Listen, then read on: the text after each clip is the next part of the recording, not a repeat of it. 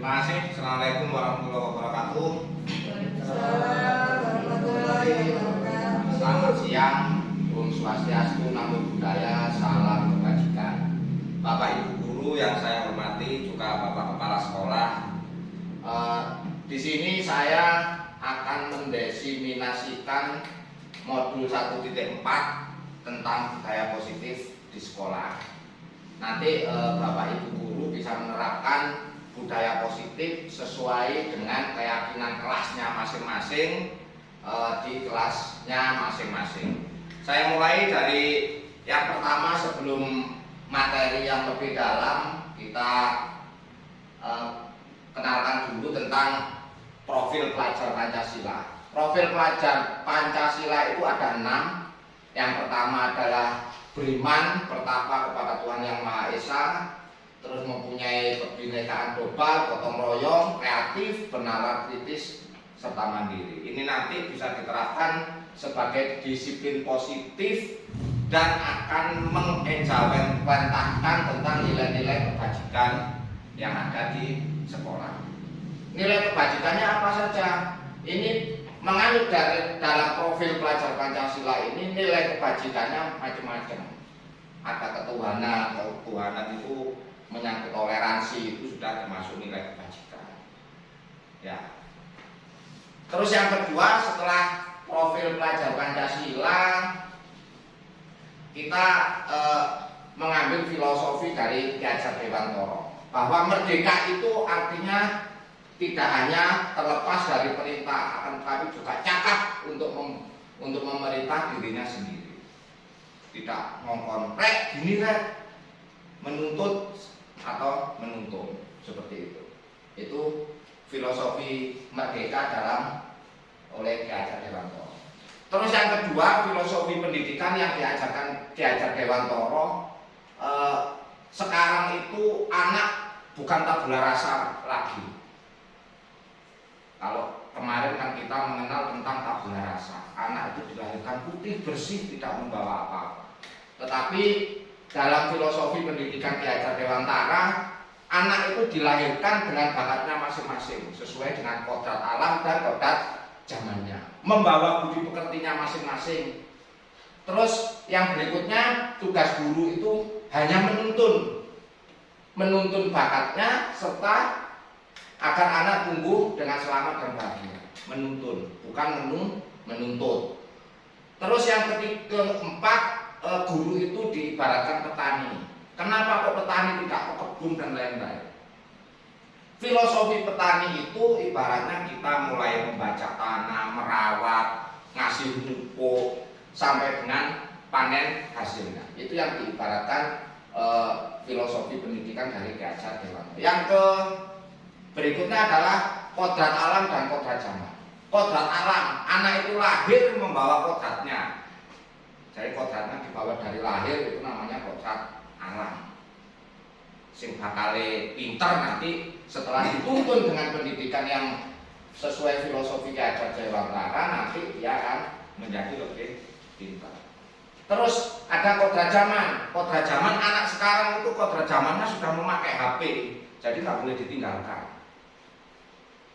Itu tentang kodrat zaman. Dan yang terakhir, pembelajaran berpihak pada anak. Berpihak pada anak bagaimana? Yaitu tadi, tugas guru adalah menuntun, bukan menuntut. Selanjutnya adalah tentang budaya positif. Kita sudah menganut tentang budaya positif di sekolah. Anak-anak sudah pakaiannya sudah rapi, nggak ada yang ketinggalan. Budaya positif itu berdasarkan penerapan yang bagja yang saya buat kemarin, akan muncul pembiasaan positif. Dari pembiasaan akan muncul budaya. Kalau sudah membudaya sudah enak. Kita tinggal, loh ini kok tidak bawa ini. Nanti anak akan dengan sadar sendirinya dia akan menerapkan budaya positif. Budaya positif akan menimbulkan rasa aman dan nyaman pada murid dalam proses pembelajaran. Budaya positif juga mampu mendorong murid untuk berpikir kritis, bertindak dan mencipta sebagai proses merdeka dirinya sehingga menjadi murid yang lebih mandiri dan bertanggung jawab. Tujuannya budaya positif seperti ini. Selanjutnya tentang disiplin positif.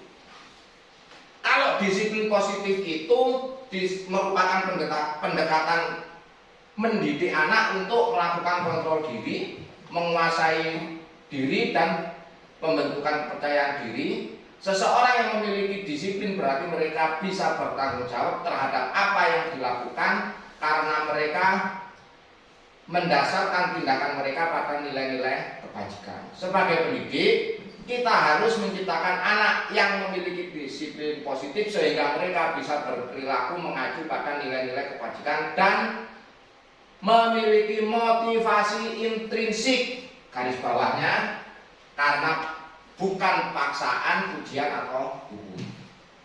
Untuk memunculkan disiplin positif yang memotivasi intrinsik itu bukan karena hukuman, bukan karena pujian, dan bukan karena paksaan. Begitu. Lanjut tentang nilai kebajikan. Nilai kebajikan yang dikemukakan oleh Ki Hajar Dewantara maupun Diane Goosen itu adalah bentuk sebagai kontrol diri. Tetapi nilai kebajikan itu harus sesuai dengan profil pelajar Pancasila. Nggak boleh nilai kebajikan keluar dari profil pelajar Pancasila. Kemudian tentang hukuman dan penghargaan. Kita seringkali melakukan hukuman sebagai bentuk penghargaan. Hukuman dan penghargaan ini hampir beda ya. Baik penghargaan maupun hukuman adalah cara mengontrol perilaku seseorang yang menghancurkan potensi untuk pembelajaran yang sesungguhnya. Tindakan memberikan penghargaan nilainya sama dengan menghukum seseorang. Restitusi menjadi sebuah pendekatan untuk menciptakan disiplin positif.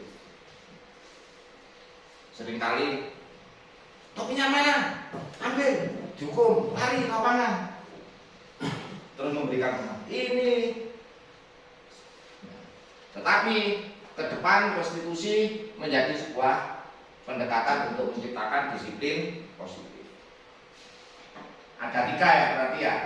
Selanjutnya ini efek dari hukuman dan penghargaan.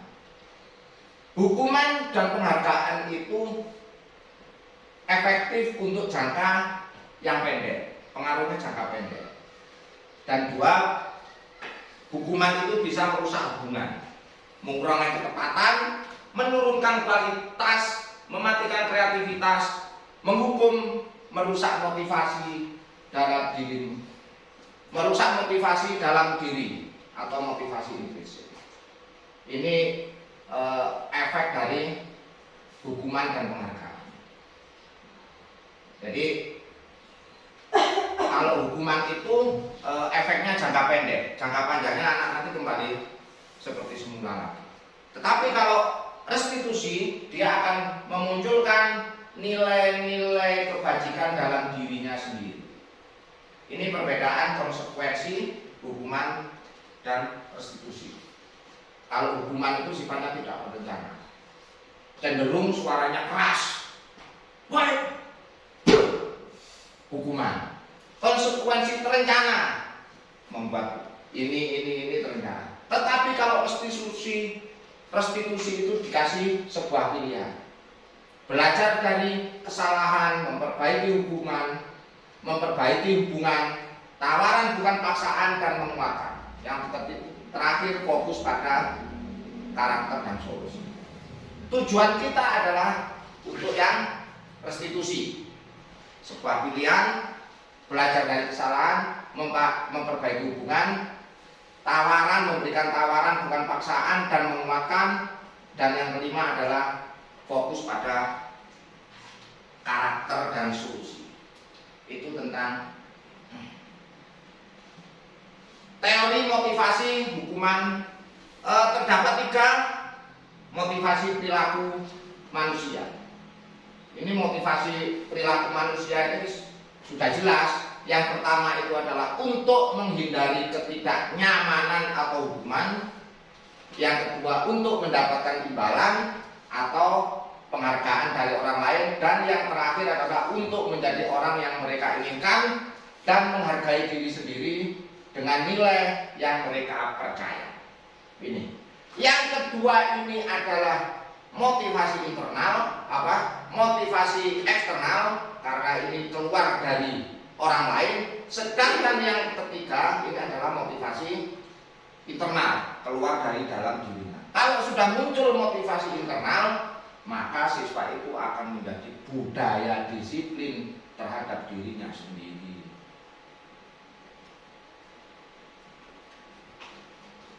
Demikian. Terus selanjutnya, nah ini tentang tadi motivasi internal, ini eksternal, dan yang terakhir ini internal. Ini keluar dari perilaku manusia, 3 motivasi perilaku manusia. Apakah anak itu menghindari ketidaknyamanan, mendapatkan imbalan, atau memang mereka inginkan dan menghargai dirinya sendiri dengan nilai kebajikan yang mereka percaya.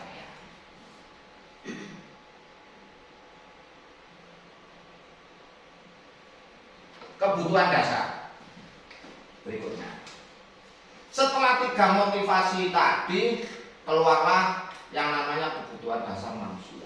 Kebutuhan dasar manusia itu yang pertama adalah kebutuhan bertahan hidup, yang kedua kasih sayang, yang ketiga kebutuhan pengakuan, yang keempat kebebasan, yang kelima senang. Ada anak mencolot naik meja, jawabannya kenapa kok lompat-lompat di meja? Senang Pak. Nah ini termasuk 5 kebutuhan dasar dari manusia. Butuh pengakuan juga, iya. Satu kelompok mesti saya yang lebih kuat. Bertahan hidup, ada yang ke kantin, ke sekolah membawa makanan. Rasa kasih sayang, ada yang deket-dekatan sama yang lain juga. Yang berikutnya adalah posisi kontrol diri. Bagaimana dengan 5 kebutuhan dasar manusia tadi agar guru bisa menerapkan posisi kontrol? Ada 5 posisi kontrol yang bisa diterapkan pada seorang guru. Yang pertama penghukum, suaranya keras. Iki. Yang kedua membuat rasa bersalah. Awakmu, kamu ini bagaimana? Nah, arek ini anak diam, moro-moro nangis. Terus yang ketiga sebagai teman, diajak ngobrol lebih dekat. Ya apa le, gini le, jagungan, bicara sampai dengan yang keempat pemantau. Pemantau ini hanya melihat arek iki apa nanti dicatat dan seterusnya. Dan yang kelima adalah sebagai manajer. Manajer ini dari kelima posisi kontrol ini adalah yang diharapkan sebagai seorang guru, sebagai manajer. Manajer ini ya jadi teman, ya jadi pemantau juga sebagai manajer. Harapannya adalah sebagai manajer. Kok sebagai manajer kok tidak memakai penghukum atau pembuat rasa bersalah? Kita simak berikutnya. 5 posisi kontrol sebagai penghukum. Sebagai penghukum menghadir menunjukkan ini sebagai penghukum. Identitas dinyatakan gagal kalau guru itu sebagai penghukum. Yang ini, yang sebelah sini. Yang kedua sebagai teman dan sebagai pemantau itu identitas berhasil atau sukses. Yang manajer itu identitas berhasil dan sangat sukses. Sebagai manajer bisa mengontrol diri, memberikan pertanyaan-pertanyaan, tidak langsung dasdes sebagai manajer.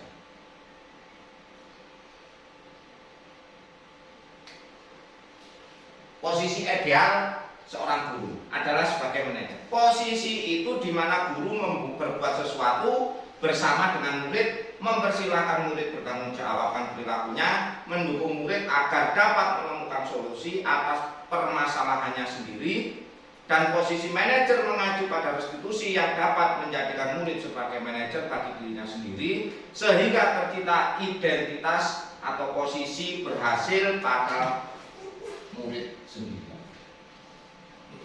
Jadi setelah diajak berteman, diajak ngobrol, akhirnya akan menemukan solusi yang keluar dari murid sendiri.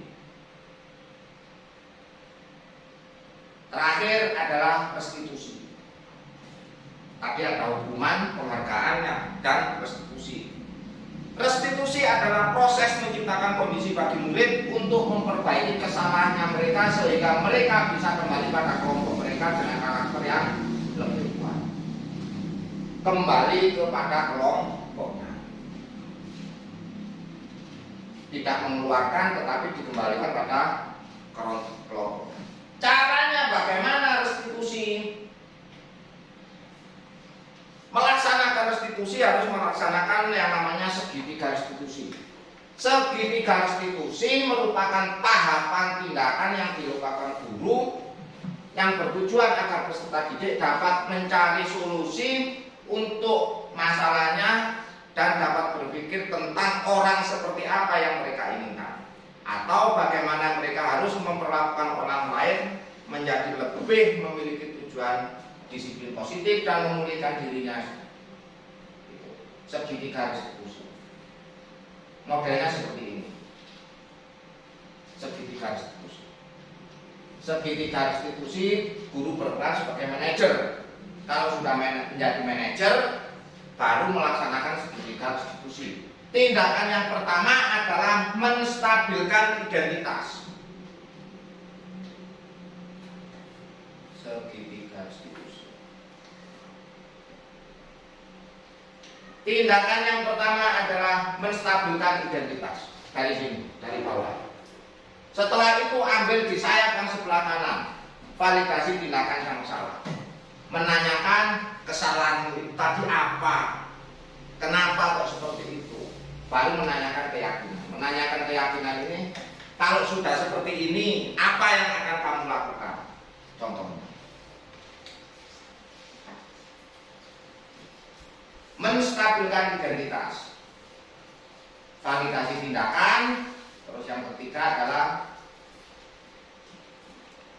validasi tindakan salah.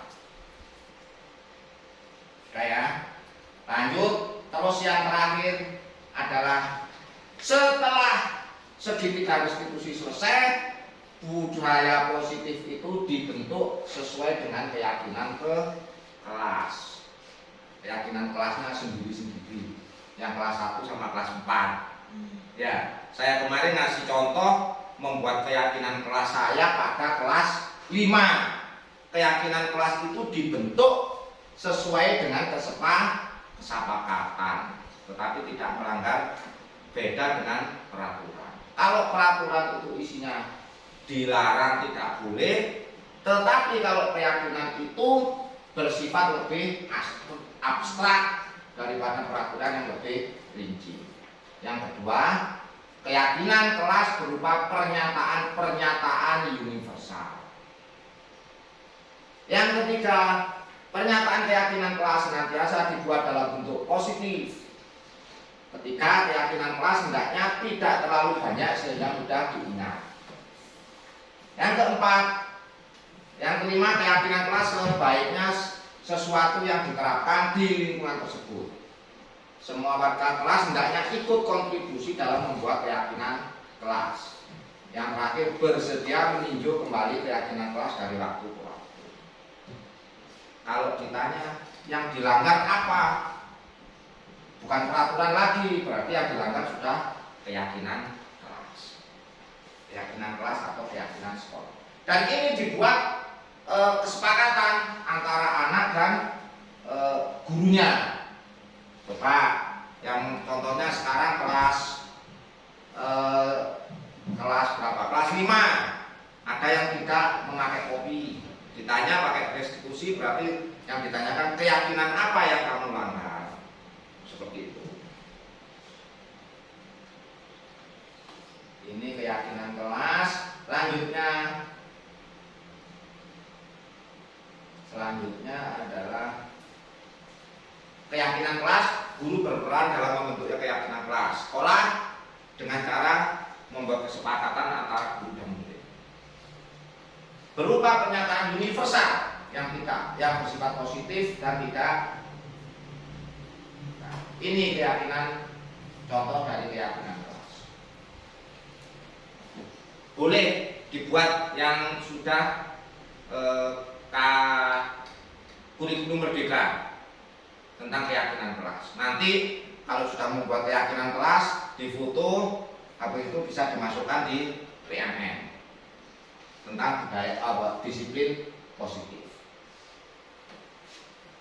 Demikian yang saya sampaikan. Mohon maaf kalau mengganggu waktunya. Terima kasih mau hadir dalam kegiatan hari ini. Kalau ada pertanyaan monggo. Kalau nggak ada, terima kasih. Saya akhiri. Wassalamualaikum warahmatullahi wabarakatuh.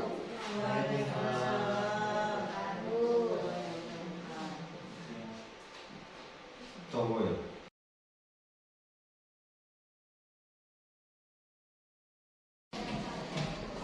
Oke, assalamualaikum warahmatullahi wabarakatuh. Waalaikumsalam warahmatullahi wabarakatuh. Bagus, masih tetap semangat kan? Semangat. Oke, hari ini anak-anak pelajaran kita adalah PJOK.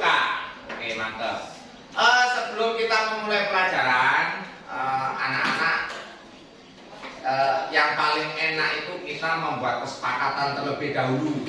Yang namanya adalah kesepakatan kelas. Apa itu kesepakatan kelas? Kesepakatan kelas itu adalah kesepakatan kalian bersama Pak Guru agar proses pembelajaran nanti berjalan sesuai dengan yang diinginkan sehingga menjadi berhasil. Tugas kalian nanti membuat kesepakatan. Kalian tulis kesepakatan kalian satu kelompok. Saya kasih kertas post-it satu-satu terus ditulis. Selanjutnya ditempelkan pada papan yang sudah disiapkan. Setelah itu nanti kita rangkum kesepakatan itu menjadi satu, sehingga menjadi kesepakatan kalian bersama saya pada saat pembelajaran PJOK. Paham kan? Paham. Ada pertanyaan? Tidak ada. Oke. Kalau gitu ini saya bagikan post-it satu-satu. Nanti ditempel. Yang nulisnya yang ini ya, nggak ada lemnya ya, yang bukan ini, lemnya kan di belakang. Ini yang warna kuning. Berapa? 5.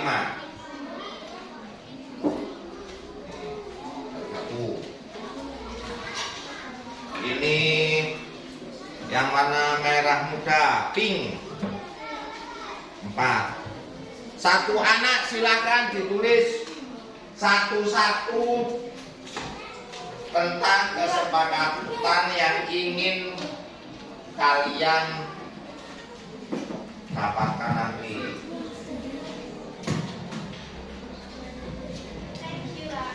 Oke, tulis. Saya kasih contohnya. Contohnya 1. Ya, pada saat pembelajaran PJOK bajunya atau harus memakai kostum olahraga dengan rapi. Tulis. Saya kasih waktu 10 menit untuk menuliskan kesepakatan yang ingin kalian dapatkan.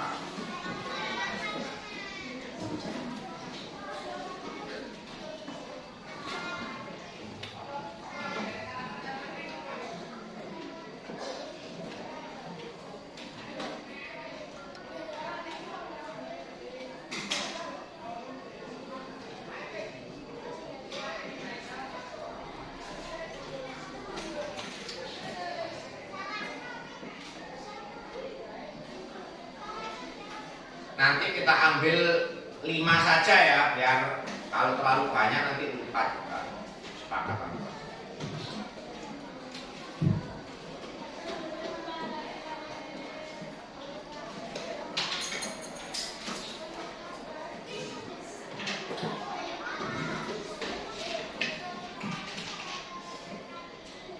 Sudah, yang sudah silakan tempel sini. Ini tak garis dulu. Saya kasih garis dulu.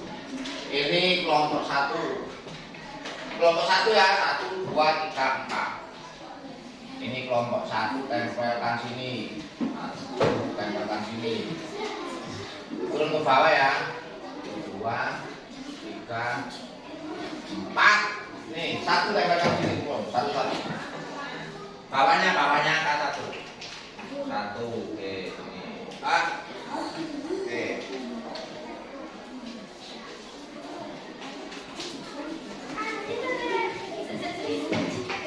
Oke, bagus.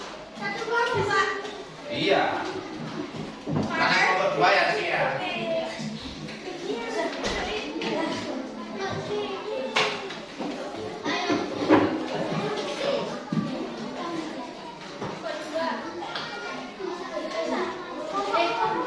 Ya gitu, kelompok 4 gitu. Woi. Nyanyi nah.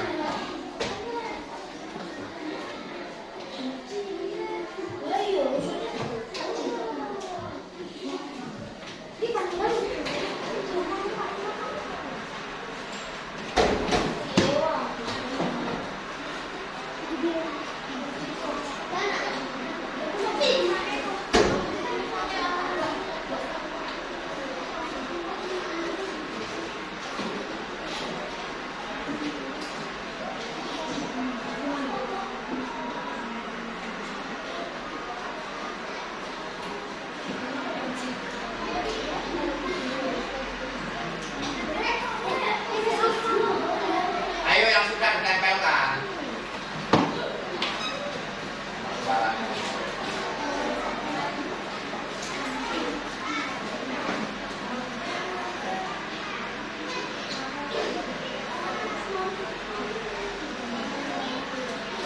Ini kelompok 2 sudah semua.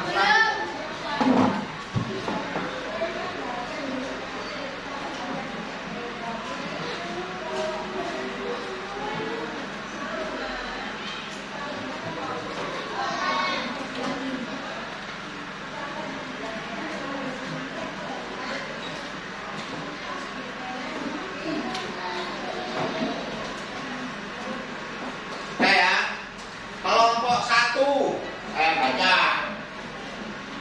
Kelompok 1 menginginkan mengembalikan alat di tempatnya. Nah.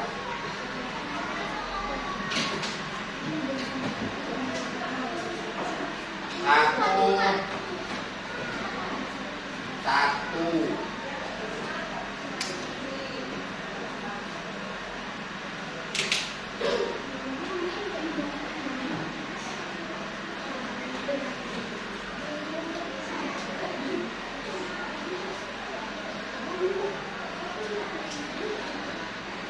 Mengembalikan alat di tempatnya, kelompok 1. Terus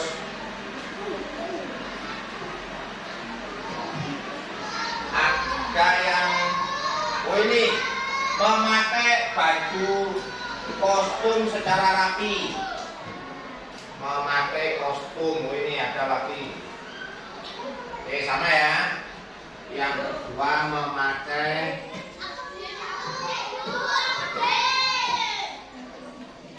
kostum olahraga secara rapi.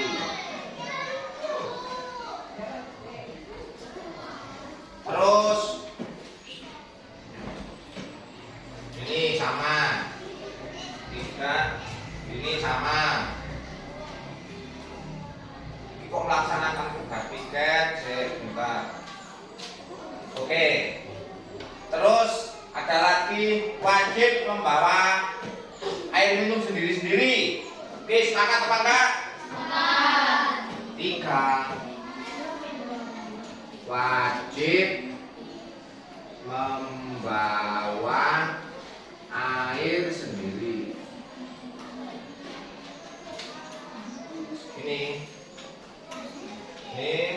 Ini kita memakai baju. Oke. Yang ketiga, menghargai temennya. Sepakat apa tidak? Empat, menghargai teman.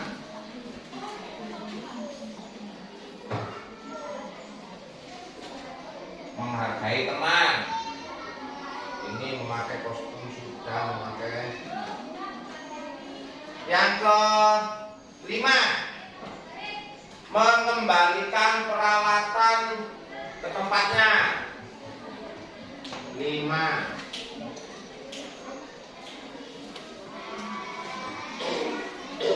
Peralatan ke tempatnya. Peralatan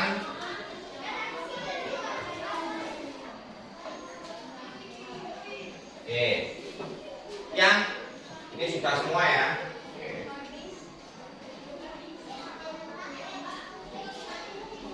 Oke. Yang terakhir saya tambahkan semangat dalam beraktivitas. Ayo sepakat atau enggak? Oke, bagus. 6, semangat dalam beraktivitas. Oke, jadi kesepakatan kita sudah kita sepakati. Yang pertama, mengembalikan peralatan di tempatnya. Yang kedua, memakai kostum olahraga secara rapi. Yang ketiga, membawa air sendiri-sendiri. Yang keempat, saling menghargai temannya. Ya. Yang kelima, semangat dalam beraktivitas. Harus tetap semangat. Ini sama dengan ini. Oke. Sepakat kan? Oke, bagus. Terima kasih. Kalau sudah sepakat, kita lanjutkan pembelajaran berikutnya.